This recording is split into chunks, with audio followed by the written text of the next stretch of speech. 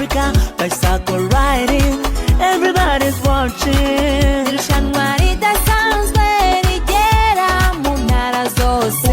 Umukino w'amagare rurashyushye muze twitabe twese. Gaya mahanga yaje ahiganwa ku magare. Come on, come see about the hills of Africa, bicycle riding, everybody's watching.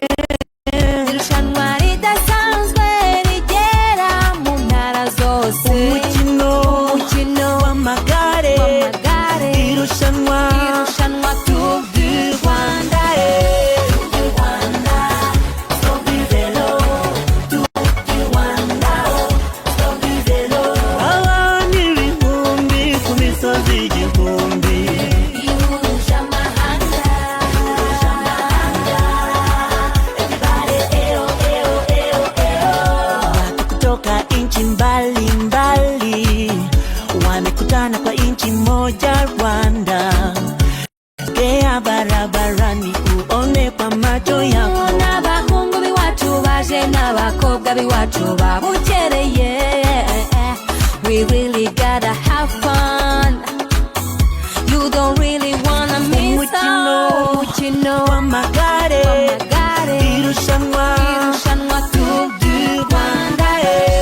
Tour du Rwanda, stop du vélo. Tour du Rwanda, stop du vélo. Abantu ibihumbi ku misozi igihumbi.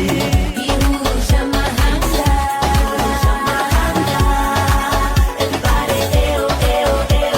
Isiganwa ry'amagare rizenguruka igihugu rikorera mu mucyo ritarimo amahugu. Abasiganwa b'ibihugu bitandukanye bahurira mu gihugu cyatubyaye. Basiganwa banareba ubwiza bwatwo, bahaba bareba ibirori nyabyo. Muri Afurika no hirya iyo ikurikiranwa kuri interinete na za televiziyo. Rigamije guteza imbere iryo siganwa mu Rwanda no ku isi. Abifitemo impano nk'iyo nimucikwe n'ababwiriye.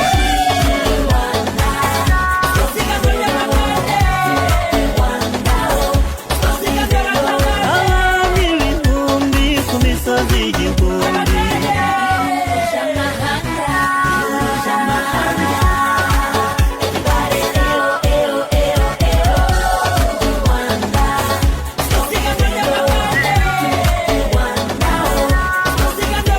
Abantu ibihumbi ku misozi igihumbi.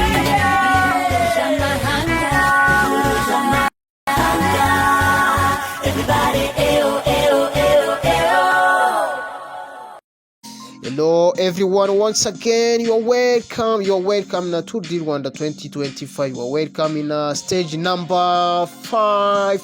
You are welcome in a stage from Rusizi to Huye. This is now a rider move about 80 kilometers of 144 kilometers of a type of today. So yes, we have a difference rider in Aprito. We have Henok Mnubrahan, we have Brady Grimo, we have a different rider from Prime Tech. So we have a Rwandan rider. Yes, nese ko umeze fresh kabisa, nizere ko umunsi wanyu wagenze neza cyane. Ni stage ya gatanu turi kuva Rusizi twerekeza mu karere ka Huye. Abanyonzi bakaba bamaze kugenda ibirometero bigera kuri 80. Urumva ko hari kubura ibirometero bigera kuri 60 kabisa.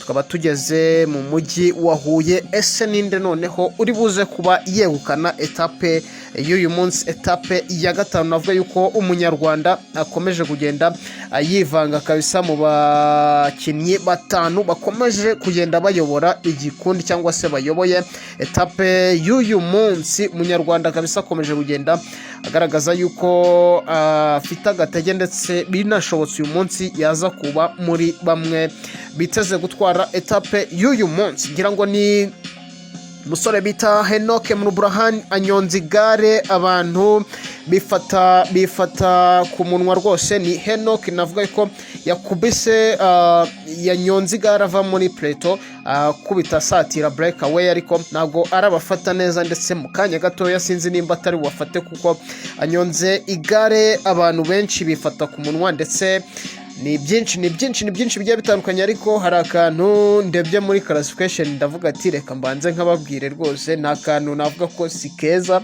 Ni umukinnyi w'umunyarwanda kuri ubu ngubu aho stage ya gatanu iri, niwe mukinnyi wa nyuma ubu tuvugana umukinnyi w'u Rwanda ukinira timu bita Maya Star ari ku mwanya wa nyuma, akaba arushwa iminota 50 yose n'umukinnyi wa mbere bita Joris wegukanye agace kejo, ndetse ni Joris navuga yuko akomeje kugenda hatana muri Preto kabisa, yamaze kuba agera muri Preto iyobowe n'abakinnyi barenga 17. Ni Henok Mnubrahan nawe waje kuba yiterekamo ndetse abasigaho gatoya, ashaka nawe kuba yabona amanota y'abasprinter kabisa. Ngira ngo ni umuhanda mwiza kuva Rusizi twerekeza i Huye, ndetse n'umuhanda mwiza twiteze yuko mu kanya gatoya igare niraba rimaze kuba riva mu Nyamagabe kabisa ryerekeza i Huye.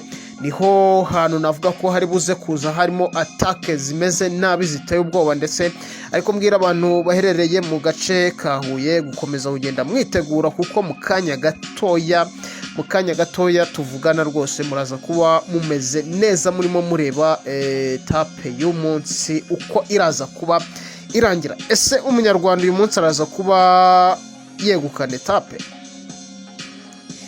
Ni byinshi dufite amasiko, gusa ni umunyarwanda kabisa ukomeje kugenda nyonga, ndetse rwose ari kugaragaza yuko nibigenda neza ashobora no kuba yatwara etape. N'abanyarwanda bari hafi muri 20 rwose, harimo abanyarwanda bagera kuri 3, ndetse barushwa amasegonda makeya n'umukinnyi wa mbere. Nkuko natangiye mbikubwira, nakubwiye yuko uyu munsi umuntu uri buze kwitwara neza ashobora kurara ayoboye Tour du Rwanda kugeza muri stage ya 5. uri buze kwegukana etape y'uyu munsi kabisa, nabihindutse ashobora kuza kwegukana gace, cyangwa se ashobora kuza kuri general classification ari uwa mbere. So we have a difference rider, we have Henok Mnubrahan, we have Brady Grimo, we have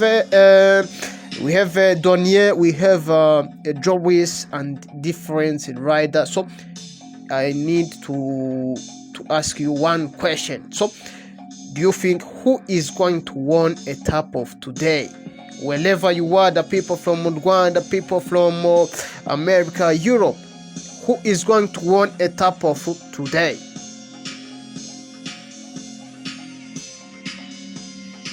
Yes, ndagira ngo kabisa ko kabazo mubanze mugasubize, ubundi dukomeze kugenda twirebera etape. Ne etape kabisa navuga yuko yagiye inyura ahantu mu byayi, mu dushyamba, ahantu hameze neza cyane, ndetse ni etape rwose navuga yuko itagoye abakinnyi cyane, kuko hafi ya bose, kuko rwose barimo baragenda basa nkaho begeranye, nta wasize undi cyane. Ariko minota isigaye noneho tugiye kuba tubona igare niki tugiye kuba tubireba. Nakumbwira ngo komeza udukurikire ku mbuga zacu, ni Samisho, aho tugenda tukweha update zose zigiye zitandukanye muri no Tour du Rwanda 2025.